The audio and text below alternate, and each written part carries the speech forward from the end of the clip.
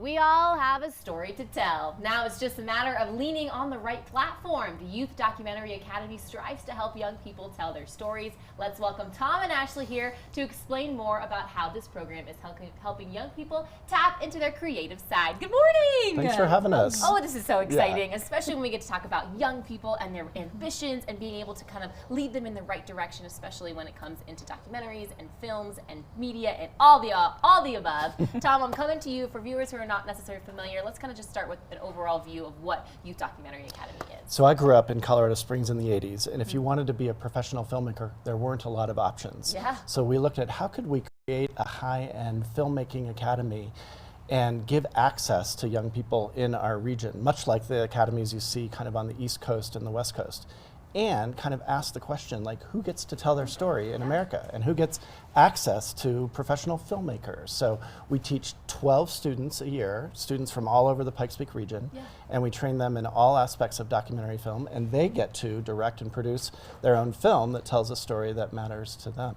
Well, it's kind of a unique academy as well, because you're right, when we were younger, it's not something that you were just like, oh, I'm just going to go do this. You don't even know where to start, really, when you want to become into the media industry. So this is like a one step ahead for these students, all 12 of them. Yeah. All right, Ashley, how do you guide students through the process of finding their own stories and then turning them into powerful documentaries? Yes, it's such a collaborative experience. We have us as facilitators and teachers. Kids are going to have different experiences with film, so we're teaching them about documentary, how to use a camera, boom, sound, lighting, as well as figuring out how to access their unique stories. So my job, which is so beautiful, is storytelling and poetry and creative writing to figure out how do you tell your stories, how do you make it relate to people who are going to be watching this. And what's wonderful is that they are working together. So in the class, the students are helping each other, guiding them to figure out how that story wants to be perceived on film.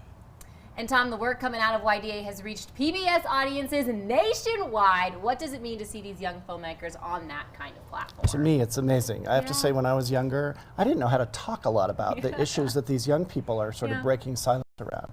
So we have a PBS series. It started with Rocky Mountain PBS statewide in 2020, and it was picked up by American Public Television in Boston. So now the stories of young people in the Pikes Peak region reach 82% of PBS stations nationwide. 82%? So young people in our region are driving conversations not only here, but in Dubuque, Iowa, in San Francisco, in New York City.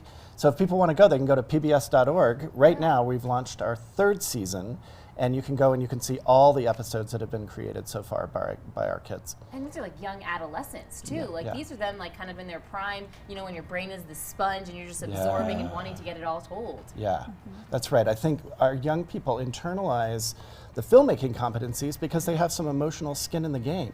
They're often telling a story that's really tender and sometimes previously taboo or not talked about a lot. So they want it to be really good, so they learn how to use the camera and they learn how to use the boom mic.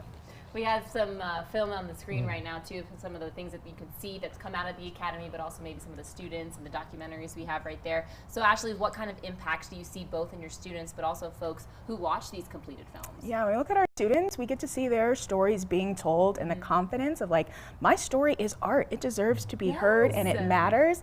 And then the ripple effects are huge. People are talking about things like mental health. They're talking about things that are happening in the world and having courageous conversations. And so we do Youth Media Matters, going into high schools, promoting these films, and we can start to have conversations that maybe they never would have had without access to these films. All right, we've got the class of 2026. The applications are closing very, very soon. So Tom, who is the ideal candidate and how can they apply? Any young person is, as you started this segment, everyone has a story to tell. Yes. If you haven't seen your story maybe in the mainstream media, this is a great thing to do. Fortuitously, our deadline is tomorrow at midnight. I know. It'll take you 1 hour to fill out the application. If you're from the ages of 14 to 20, or if you know a young person who has some curiosity or has a story that's been bubbling up, it's a great opportunity. You can go to youthdocumentary.org/apply. What is any tips for those who might be applying before the deadline on how to possibly maybe get picked? I think being authentic, we want people who are showing up, who are curious, and it doesn't matter your level of experience. If you have a story and a passion, we want you. Well, Tom, Ashley, thank you both so much for being here, sharing a little bit more about Youth Documentary Academy and how we can apply for class of 2026. Thank you. Thank you, Thank Krista. you. Don't forget, tomorrow afternoon marks the deadline for young adults to apply for the Documentary Academy. Don't miss out. This segment has been brought to us by Give Spike Speak. Thanks again.